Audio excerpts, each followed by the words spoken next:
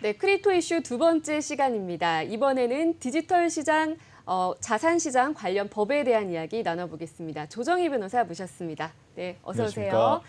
네, 자, 이틀 전 나온 소식입니다. 헌법재판소가 2018년 12월 블록체인 스타트업 A사가 ICO를 금지한 정부 방침이 법적 근거 없이 기본권을 침해했다면은 위헌 확인 소송을 재판관 8명 전원 일치 의견으로 각하했다는 소식이 있었죠. 네, 관련해서 좀 어떤 내용이었는지 자세하게 설명해 주시죠.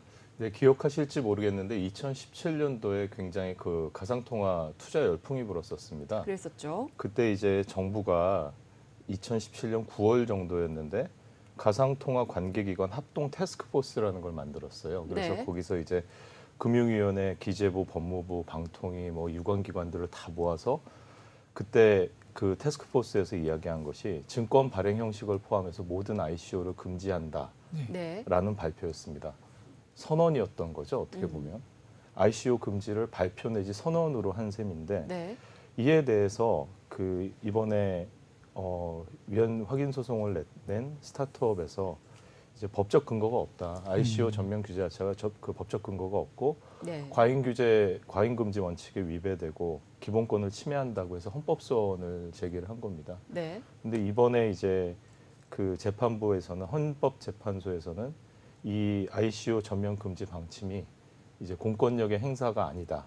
그래서 이제 헌법소원을 각하를 한 거죠. 각하라고 한 거는 헌법소원의 대상 자체가 안 된다는 뜻입니다. 네. 이게 일반 저희 이제 시청자들도 아마 그런 생각하실 것 같은데요. 네. 이게 나라에서 하지 말라고 얘기를 한 거면 사실상 공권력을 썼다라고 볼 수 있을 건데 또 헌재는 그렇게 생각 안 한다고 지금 금방 설명을 해주셨단 말이에요. 그렇다고 하면 헌재가 이 ICO 전면 금지 방침에 대해서 왜 공권력을 사용한 게 아니라고 했는지 약간 더 구체적으로 설명해 주실 수 있을까요? 이게 헌재에서는 이 그 발표가 ICO 금지 발표가 이제 ICO의 위험성을 알리고 네. 그리고 우리가 앞으로 제도를 이런 식으로 만들어 나가겠다. 그렇게 할 거니까 국민들은 일정한 방향으로 행동을 해라라는 식의 행정상의 안내나 권고, 조언이었다. 정보 제공 행위였다라고 해석을 한 겁니다. 네. 그래서 이제 행정기관이 의도하는 바에 따르게 하는 사실상의 효력은 있지만 네. 이게 어떤 법적 구속력도 없기 때문에 공권력의 행사에는 해당하지 않는다라고 해석을 한 거죠. 예, 그렇군요. 그리고 지난해 11월에도 이와 비슷한 취지의 판결이 있었습니다. 이 내용도 좀 전해주시죠. 네, 이거는 약간 내용이 다른데요. 네. 그 이제 2021년 11월 정도에 금융위원회가 이제 시중은행을 상대로 가상통화 거래를 위한 가상계좌 신규 제공을 중단하도록 한 조치가 있었습니다. 이게 네. 자금 세탁 방지 가이드라인을 발표를 한 것인데요. 네. 여기에 대해서 그 또 헌법소원이 있었는데 이거를 또 각하를 한 거죠. 거의 동일한 내용입니다. 근데 네. 여기서는 이제 자금 세탁 방지 가이드라인이라는 이 가이드라인은 원래 행정 지도로서의 성격을 갖습니다. 근데 네. 그 자금 세탁 방지 가이드라인은 굉장히 구체적으로 권리 의무에 대한 내용, 그걸 금지하는 내용 같은 것들이 포함되어 있었죠. 근데 이거는 원칙적으로 행정 지도이고 사실은 이제 권력적인 내용이 아니다. 권력적인 공권력 행사가 아니라는 거의 동일한 이유로 그것도 각하를 했습니다. 근데 재밌는 것은 지난해 각하 결정은 시중은행에 대해서 한정한 결정이면은 이번에 나오는 결정 같은 경우는 일반 국민으로 한 ICO에 대한 판단이라는 거고 작년에는 반대 의견이 있었어요. 반대 의견이 4인의 재판관이 반대 의견을 냈었습니다. 그 4인의 반대 의견이 굉장히 재밌는데 제 생각하고 동일하기 때문에 네. 좀 말씀을 드리면 네. 이 사건 중단 조치와 이 사건 실명제 조치는 비권력적, 유도적인 권고, 조언, 가이드라인 등 단순한 행정지도로서의 한계를 넘어서 규제적, 구속적 성격을 상당히 강하게 갖는다. 그래서 헌법소원의 대상이 되는 공권력의 행사라고 보아야 한다라고 했고요. 근데 이런 공권력의 행사를 하려면은 법적인 근거가 필요하다. 왜냐하면 국민의 기본권을 제한하기 위해서는 법률에 근거하여야 한다는 헌법 37조 2항 법률 유보 조항이 있습니다. 그런 법적 근거가 요구됨에도 불구하고 법적 근거 없이 이루어졌기 때문에 이거는 청구인들의 기본권을 침해한다는 반대 의견이 유력한 사인의 반대 의견이 있었어요. 네. 근데 이번 헌재 결정, 각하 결정에서는 그런 사인의 반대 의견도 없었다는 게 저를 슬프게 합니다. 아, 그 변호사님과 생각이 같은 네 분이 있었는데 지금 1년 사이에 없어지신 그러네요. 거네요. 네. 그런 의견들이. 셈이죠. 예. 네네. 그러니까 제가 처음에 여쭤봤던 질문의 취지도 사실 국민들이 보기에는 아, 저거는 못하는 거구나라는 느낌을 주는데 그렇죠. 나라에서 못하게 하는 거니까 하지 말아야겠다 이런 생각을 주는데 또 공권력 행사가 아니라고 하니까 또 기사를 읽는 국민들은 좀 약간 갸우뚱할 수 있는. 사실 국민분들뿐만 아니라 변호사 관점에서 봤을 때도 이게 굉장히 고심하신 흔적이 있는데 네. 솔직히 말하면 약간 눈 가리고 아웅이 아닌가라는 그렇죠. 생각이 드는 거죠. 네. 못하게 하려면 법률의 근거가 필요한데 그렇죠. 그냥 말로 하지 마라고 한 거는 공권력의 행사가 아니라서 다툴 수 없다는 것이 네. 사실은 법 현실과 많이 유리된 결정이 아닌가라고 생각을 하고 있습니다. 그래서 제가 좀 궁금해지는 것이 어쨌든 이번 판결이 나와서 이 판결이 이제 헌재의 어떤 결정이라는 것은 굉장히 큰 의미를 갖지 않습니까? 그래서 이 이후에도 사실 뭐 금융 당국이나 이런 곳에서 ICO 금지 같은 그런 법이 없지만 어떤 행정 지도의 느낌으로서 그런 걸 또 할 수 있는데 이제 앞으로 그런 게 있어도 뭐 이런 헌법재판소에 뭔가 이의를 제기한달지 이런 것을 하게 될 수 없는 것인지 이번 판결이 어떤 의미를 가지고 있는 것인지 좀 설명을 해주시면 좋을 것 같습니다. 뭐 헌법소원을 제기하는 분들은 앞으로도 계속 생길 수가 있겠죠. 네. 다른 사유로, 다른 원인으로 헌법소원을 제기하는 경우들은 많이 또 있을 수 있을 겁니다. 네. 근데 문제는 이런 가이드라인, 선언, 국민의 기본권을 사실상 제한하는 내용의 행정지도 그런 거를 금지하는데 법률에 기반하지 않고 발표로서 하는 행위 이거에 대해서 다툴 수도 없이 각하를 했다라는 거는 사실 법리적인 관점에서도 저는 좀 비판의 여지가 있지 않은가 그렇게 생각을 하고요. 오히려 그거를 받아들여서 실질적으로 이게 뭐 기각이 되든 받아들이든 인용을 하던 간에 실질 판단으로 갔어야 되는 사안이다라고 생각을 합니다. 앞으로도 이런 건들이 계속 많이 생길 텐데 어떻게 보면 판단하지도 않고 각하를 해버렸다라는 건 좀 안 좋은 선례를 남긴 것이라고 보고요. 특히 ICO 금지 조치 같은 경우에는 정부에서 이 ICO를 금지하는 TF의 발표가 있고 난 후에 현실적으로 말하면은 이제 국가 전체가 어떻게 보면은 ICO의 협조적인 분위기가 아닌 걸로 흘러갔습니다. 네. 그 당시에 실제 지금은 좀 다릅니다만은 네. 실제 있었던 일을 좀 말씀드리면 사업 목적에 블록체인이라는 이름이 들어가면은 아예 등기도 안 되고, 그렇죠. 네, 법인 설립도 안 법인 되고, 설립도 안 돼요. 사업자 등록도 안 되고, 외국 업체가 국내에 그 투자를 하려고 외투 신고를 해도 받아주지 않고 네. 그런 일들이 비일비재했거든요. 그래가지고 외국으로 나가야 되겠다라고 해가지고 외국에다가 자회사를 설립하기 위해서 해외 직접 투자 신고를 하는데 거기다가 뭐 가상화폐 발행 내지는 블록체인 사업 이러면은 그 신고도 안 받아줬던 시절이 있습니다. 그러면 이게 과연 법률에 근거해야 되는 내용을 발표를 해서 모든 사실 은행이 됐건 국가기관이 됐건 지방자치단체가 됐건 사실상 그걸 금지에 협조할 수밖에 없도록 만드는 것이 이게 과연 공권력의 행사가 아니면 무엇이냐라는 생각이 듭니다. 전 개인적으로. 네. 네, 이렇게 해서 헌재의 ICO 소송 각하 결정과 관련된 소식 살펴봤고요.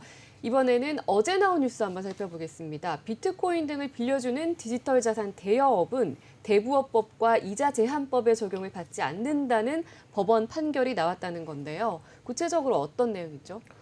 그러니까 이거 디지털 자산 핀테크 업체 A라는 데가 있었는데 여기서 그 비트코인을 대여를 해준 거죠. 그 A가 B한테 비트코인을 대여를 해줬는데 네. 그 대여 조건 자체가 이제 한 월 5% 정도에 해당하는 고리였던 겁니다. 네. 그러니까 이걸 갚아야 되는 사람 입장에서는 야 이자가 너무 비싸다. 네. 이거 대부업법 위반이고 이자 제한법 위반이다라는 식으로 이제 주장을 한 건데 그러면서 네. 6개월이 약정한 6개월이 지나도록 돌려주지 않은 거죠. 그래가지고 이제 소송을 제기를 한 건데 법원 판단은 이제 대부업법이나 네. 아니면은 이자 제한법 같은 경우는 금전의 대부에 적용이 되는 것인데 비트코인은 금전이 아니기 때문에 대부업법이나 이자 제한법을 적용할 수 없다라고 판단을 한 것입니다. 사실은 네. 법리적으로 봤을 땐 굉장히 상식적인 판결입니다. 근데 이게 사실 우리는 이제 CPI라고 부르는데요. 그 중앙화된 가상자산을 이용한 어떤 금융 대출이나 뭐 예치를 해주는 그런 기업들을 CFI라고 부르는데 그런 기업들이 지금 영업을 잘 하고 있거든요. 네네. 그래서 이런 적용을 받지 않는다라고 하면 이거를 굉장히 악용해서 이미 네. 돈을 빌린 사람들이라든지 좀 갚지 않겠다라고 이렇게 갑자기 굉장히 많은 사람들이 그렇게 선언하거나 우려스러운 상황이 좀 발생할 수도 있을 것 같은데 좀 어떻게 보시는지요?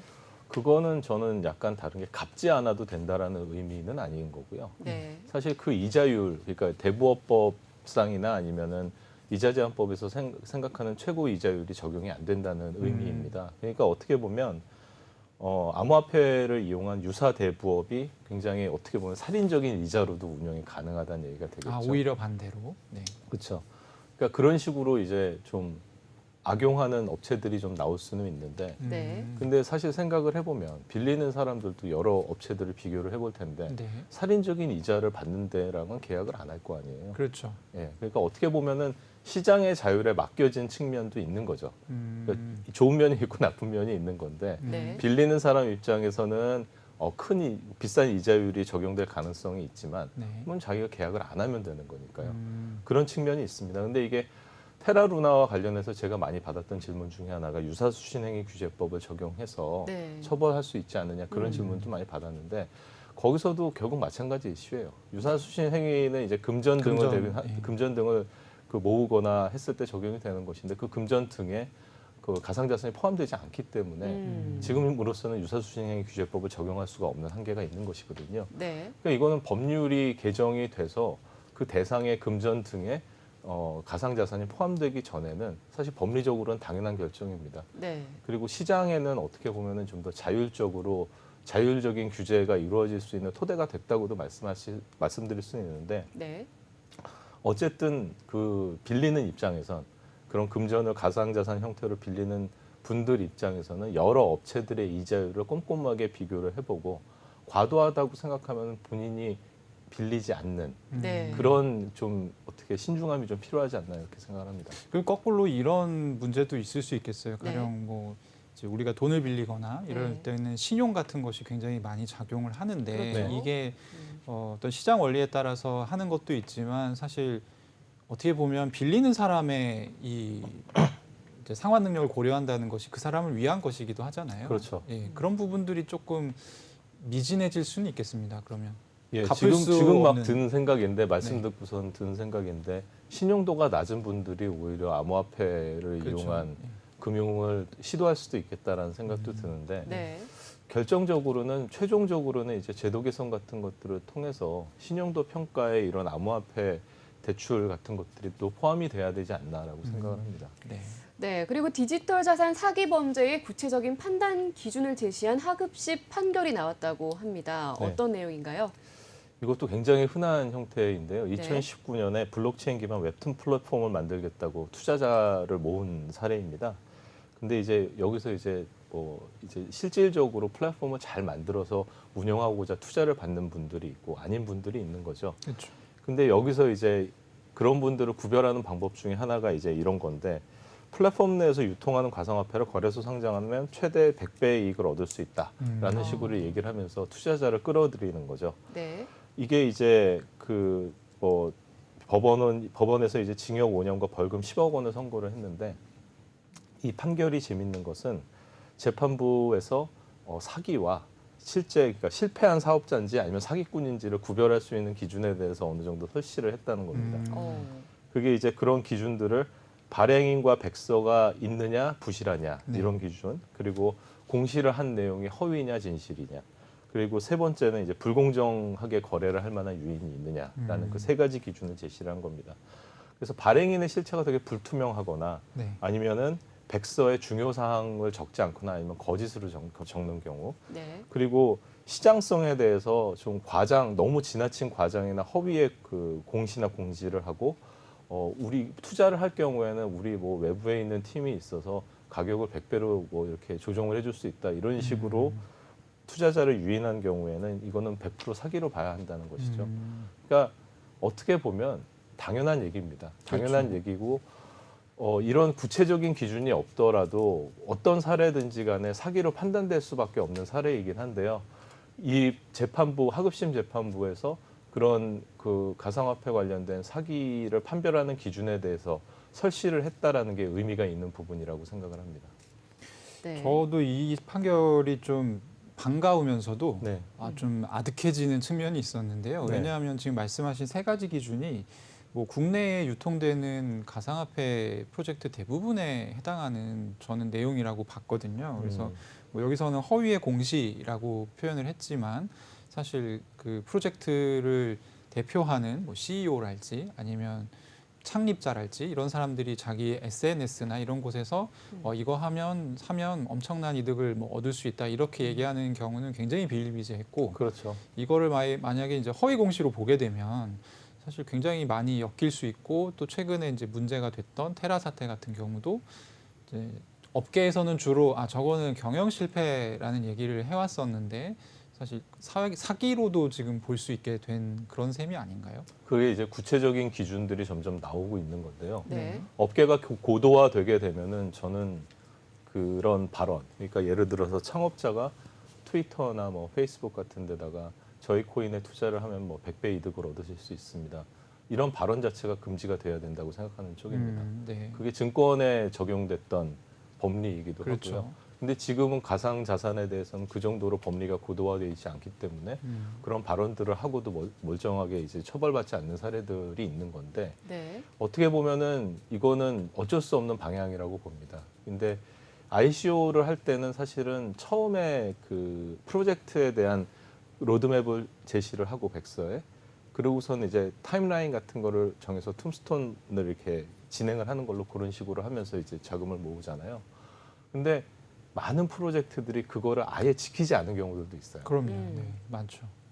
근데 문제는 뭐냐면은 백서에 그런 것들을 하겠다라고 돈을 모아놓고선 그걸 하나도 안 한 경우가 있고 네.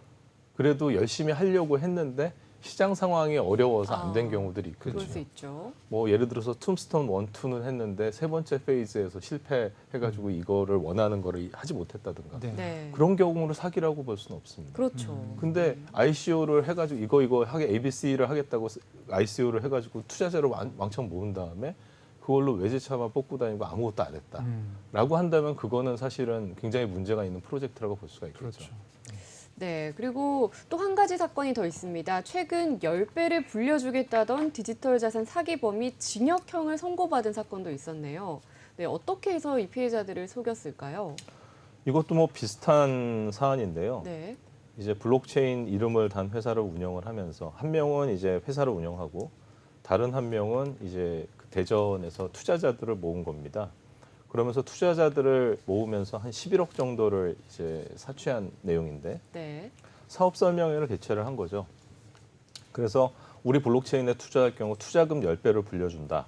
7배는 현금으로 하고 3배는 물건을 구입할 수 있는 포인트로 돌려주겠다라고 얘기를 했고요. 그러면서 일반적인 코인 사업과 달리 유통업과 연계가 돼 있기 때문에 사업 자체도 굉장히 안정적이고 네. 그리고 우리는 나스닥에도 상장을 할 거다. 아, 이거를 만일에 서울에서 이렇게 얘기를 하고 다녔으면은 사람들이 얼마나 믿었을지 잘 모르겠는데 아마 익숙하지 않은 분들이 많았었을 것 같아요. 네. 그러다 보니까 네.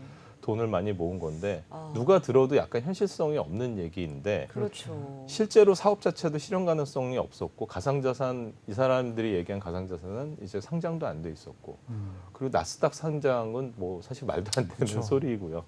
그래가지고 이제 A한테는 징역 3년, B한테는 징역 2년이 선고가 됐습니다. 네. 이게 지금 사기 사건들로 나오는 사례들을 보면 네. 대부분이 뭐 대동소이하고 그러네요. 비슷비슷하거든요. 네. 근데 왜 계속 똑같은 유형 이렇게 뭐 크게 새로운 유형이 개발되지도 않는 것 같은데 반복이 되는 걸까요? 근본적인 이유가 있을까요? 저의 개인적인 생각으로는 솔직히 말씀드려서 가상자산과 관련된 사기가 벌어지는 거는 네. 가상자산 잘못이 아닙니다. 그렇죠. 예. 근데 가상자산이 워낙 변동성이 컸고 그걸 통해서 부자가 된 사람들도 많다고 많이 들리고 근데 그거 블록체인 기술이 실제로 어떻게 적용되는지에 대해서 투자자들이 그걸 알 방법은 없고 기술에 대해서는 무지할 수밖에 없는 거죠. 근데 옆에 있는 사람들이 가상자산 투자로 돈을 많이 벌었다고 하는데 내 앞에 있는 사업 설명회에 나온 CEO가 아 이거는 당신들한테만 주는 고급 정보인데 나한테 투자하면은 다른 사람들처럼 몇십 배의 이익을 볼 수 있다라는 말이 허투루 들리지가 않는 거죠. 그 fear of missing out이라고 하잖아. 포모라고 그렇죠. 하는 네. 그런 것 때문에 투자를 할 수밖에 없는 상황들이 생기는 겁니다. 네. 결과적으로는 그거는 근데 어떻게 보면은 그 투자자분들이 욕심을 부리는 거거든요. 네. 이걸 이용해 먹는 범죄자들이 정말 나쁜 사람들이지만 네. 제가 투자자인데 그 10배, 100배를 벌겠다는 그런 욕심이 있으니까 그런 허황된 프로젝트에 투자를 하는 거죠. 그거를 범죄자들은 이용을 하는 거고요. 예. 이거는 디지털 자산이 아니라 앞으로 뭐 다른 자산, 다른 형태의 자산이 나온다고 하더라도 네. 이런 형태의 사기는 앞으로도 계속 존재할 겁니다. 네. 자, 이렇게 해서 디지털 자산 관련 사기 사건들에 대한 소식 나눠보고 있는데 앞으로도 이런 유형들의 사기 사건을 좀 미연에 방지하기 위해서 정부 차원에서 좀 대책을 내놓을 수 있을까요? 정부 차원의 대책이라면은 제 생각에는 이 가상자산 범죄 유형에 따라서 달라질 것 같아요. 범죄 유형에 범죄 대해서, 유형에 유형에 따라서. 따라. 왜냐하면은 지금 말씀하신 이런 좀 허황된 사기 사건, 네. 그 사기를 좀 허황되게 10배, 100배를 불려주겠다는 식으로 얘기하면서 사기를 치는 사건 같은 경우는 그냥 형법 적용해도 됩니다. 네. 형법이나 뭐 일반 지금까지 적용되어 형사법을 그냥 적용하면 돼요. 근데 이제 그런 것들이 적용될 수 없는 유형의 범죄들이 있습니다. 네. 뭐 시세 조종에 가까운 마켓 메이킹이라든가 그런 어떻게 보면은 시장을 규율하는 법이 있어야만 처벌할 수 있는 법률에 대해서 처벌할 수 있는 유형의 범죄에 대해서는 빨리 법률을 제정을 해서 그런 유형의 범죄에 대응을 할 수 있도록 하는 게 필요하고요. 네. 그리고 사실 저는 어떤 게 범죄가 되고 어떤 게 범죄가 될 필요가 없는지에 대해서 정부가 그거에 대한 판단을 명확하게 해야 한다고 생각을 합니다. 모든 것을 무슨 문제가 있다고 해서 모든 걸 범죄로 때려잡는다고 해서 바람직한 건 아니에요. 네.